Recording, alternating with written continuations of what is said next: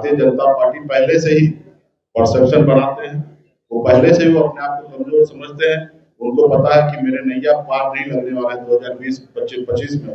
ये नैया को अगर कोई पार लगा सकता तो सनत मोहल्ला ही पार लगा सकते। तो इसलिए वो लोग हमारे इंतजार कर रहे हैं और सब सीट पर जीत हासिल करेंगे और बिहार में तेजस्वी प्रसाद यादव जी के नेतृत्व में हम अपनी सरकार बनाएंगे। जनता पार्टी का भी एजेंडा होता है जो बिहार में आके जेपी नड्डा साहब ने कहा कि देश के जितने भी क्षेत्रीय पार्टी है उसको हम खत्म करेंगे।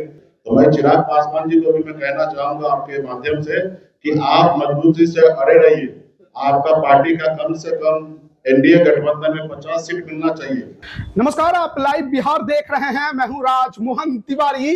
देखिए, विधानसभा चुनाव से पहले मुकेश सहनी महागठबंधन में रहेंगे या एनडीए में चले जाएंगे। बीते रात से ही काफी ज्यादा बिहार की राजनीति में गर्मी बढ़ी हुई है। चर्चा ये चलने लगी कि बीजेपी के प्रदेश अध्यक्ष दिलीप जायसवाल के साथ उनकी मुलाकात हो गई है। क्या सब कुछ सेट हो गया है? क्या डील हो गई है?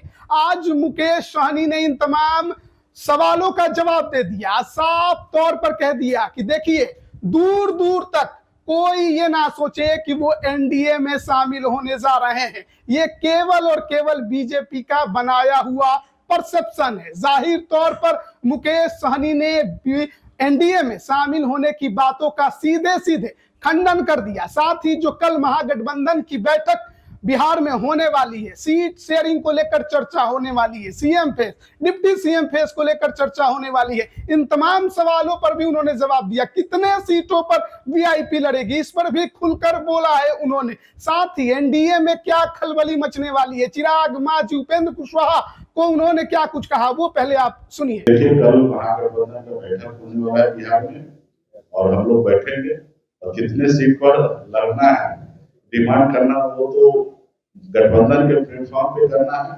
और जब गठबंधन के प्लेटफॉर्म पर स्वीकृत हो जाएगा तो आप लोगों के बीच में आपको इसकी जानकारी हम लोग दे देंगे।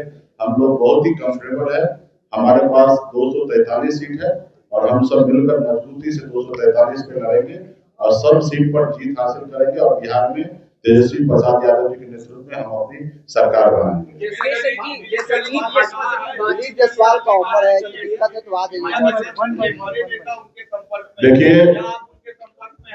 देखिए, हम भी सुने हैं, भारतीय जनता पार्टी पहले से ही परसेप्शन बनाते हैं, वो पहले से ही वो अपने आप को कमजोर समझते हैं। उनको पता है कि मेरे नैया पार नहीं लगने वाला है 2020-25 में। ये नैया को अगर कोई पार लगा सकता तो सनत मोहल्ला ही पार लगा सकते। तो इसलिए वो लोग हमारे इंतजार कर रहे हैं। मैं वहां पे जाने वाला नहीं हूँ। और दूसरा उनका एक और परसेप्शन है कि अपने गठबंधन के सहयोगी को सीट नहीं देना, खास करके चिराग पासवान जी को, मांझी जी को, उपेंद्र जी को, ताकि उनको ये हमेशा बताते रहेंगे कि सहनी जी हमारे साथ आ रहे हैं, इसलिए थोड़ा कम सीट वहां पर एडजस्टमेंट कर लीजिए। तो मैं चिराग पासवान जी को भी मैं कहना चाहूंगा आपके माध्यम से कि आप मजबूती से अड़े रहिए। आपका पार्टी का कम से कम एनडीए गठबंधन में 50 सीट मिलना चाहिए। और आपको अगर कहे कि मुकेश सहनी आ रहे हैं तो इस बात पे विश्वास नहीं कीजिए।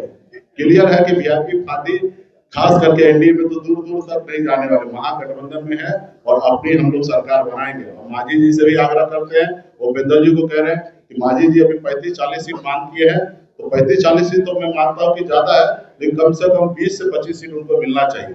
और उसी तरीके से उपेंद्र जी को भी मिलना चाहिए। और हम लोगों के पास कोई दिक्कत नहीं है, हम लोग मजबूती से लड़ेंगे। 60 पर आ रहे हैं, 60 पर आ रहे हैं या कोई कॉम्प्रोमाइज होगा? देखिए, महागठबंधन में जितने भी सीट पर लड़ेंगे हम लोग सब मिलकर बैठकर डिसीजन ले लेंगे और हम कंफर्टेबल रहेंगे। और आपने देखा, पिछली बार हमने राष्ट्रीय कार्यकारिणी का जब हमारा बैठक हुआ था, हमने अपने पार्टी के लिए एजेंडा सेट किया कि भविष्य में हमारी पार्टी 60 सीट पर चुनाव लड़े। उसी तरीके से भारतीय जनता पार्टी का भी एजेंडा होता है जो बिहार में आके जेपी नड्डा साहब ने कहा कि देश की जितने भी क्षेत्रीय पार्टी है उसको हम खत्म करेंगे। तो सब अपने अपने पार्टी के लिए एक रोड मैप बनाते हैं, उसी तरीके से हमने बनाया है। और वो भी उस सीट में 2-4 सीट कम हो या ज्यादा हो, उससे कोई फर्क नहीं पड़ेगा। हम मजबूती से महागठबंधन लड़ाई लड़ेंगे, गरीब, पिछड़ा, दलित सभी समाज के हर वर्ग के लिए लड़ाई लड़ेंगे। और आपको तो आपने देखा कि मेरी लड़ाई जो है दिल्ली के सरकार से आरक्षण की लड़ाई है, जिसके लिए मैंने सब चीज को त्याग दिया। मंत्रिमंडल हमारे छीन लिए गए, हमारे विधायक ले लिया गया और फिर अभी कुछ किस मुंह से वो लोग हमको बुला रहे हैं, हमको उनपे तरस आ रहा है कि इतना सब चीज करने के बाद भी वो अभी भी मेरे इंतजार कर रहा है। तो ये कहीं ना कहीं उनको दर्शाता है कि राज्य में वो लोग कमजोर है। एक तरफ प्रशांत की सोचिए उनको डैमेज करेंगे, बहुत सारे लोग हैं, जाति धर्म के लोग हैं जो अभी उनको पसंद नहीं कर रहे। 20 साल पुराना सरकार है और नीतीश जी के नेतृत्व से निश्चित तौर पे सब लोग परेशान हो चुका है कि अभी क्या युवा सरकार चाहिए और युवा सरकार हम ही लोग देने वाले हैं। तो इसलिए मजबूती से महागठबंधन में हम लोग सरकार बनाएंगे। कल की जो बैठक होगी वो इम्पोर्टेंट होगी आपके भविष्य के बारे में भी, क्योंकि मुख्यमंत्री का चेहरा हमारे भविष्य का लिए छोड़ दीजिए, डिप्टी सीएम का भी चेहरा तय होगा। हम लोगों के लिए अपने भविष्य का चिंता नहीं है। अगर भविष्य का चिंता होता तो भारतीय जनता पार्टी का बात मान के हो सकता है सीएम का चेहरा होता, लेकिन हम अपने भविष्य का चिंता नहीं करते। हम अपने विधायक को तोड़वा लिए, पार्टी तोड़वा लिए, हम मंत्रिमंडल से बाहर निकल के हमारे फिक्र जो है सिर्फ बिहार का हर युवा, हर किसान, हर मजदूर का फिक्र है कि अपने राज्य को छोड़कर दूसरे राज्य में उसको जाना ना पड़े, अपने राज्य में काम करे, यही हमारी फिक्र है। बीजेपी और एनडीए क्या लिए? तो अभी आपने सुना वीआईपी सुप्रीमो मुकेश सहनी को साफ तौर पर एनडीए में शामिल होने की बातों का खंडन कर दिया है और कहा है कि केवल और केवल ये बीजेपी का बनाया हुआ परसेप्शन है। वो एनडीए के अंदर अपने सहयोगी दलों को सीटें कम देना चाहती है, इसलिए झूठी खबरें चल रही हैं। ऐसा कुछ नहीं होने वाला कि वो एनडीए में शामिल होने जा रहे हैं। हालांकि उन्होंने दिलीप जायसवाल से मुलाकात की, जो सवाल उनसे पूछा गया था उस पर सीधा जवाब नहीं दिया है, लेकिन ये जरूर कह दिया कि वो एनडीए में शामिल नहीं होने जा रहे हैं और महागठबंधन में ही रहेंगे। अब देखना होगा कि कल तेजस्वी यादव के साथ ही जो महागठबंधन के नेताओं की बिहार में बैठक होने वाली है उसमें क्या कुछ तय होता है। वैसे भी दिल्ली में कांग्रेस के राष्ट्रीय अध्यक्ष खड़गे और नेता प्रतिपक्ष लोकसभा में राहुल गांधी से मुलाकात कर तेजस्वी यादव लौटे हैं। देखना होगा कि महागठबंधन में कल क्या कुछ तय होता है, किसके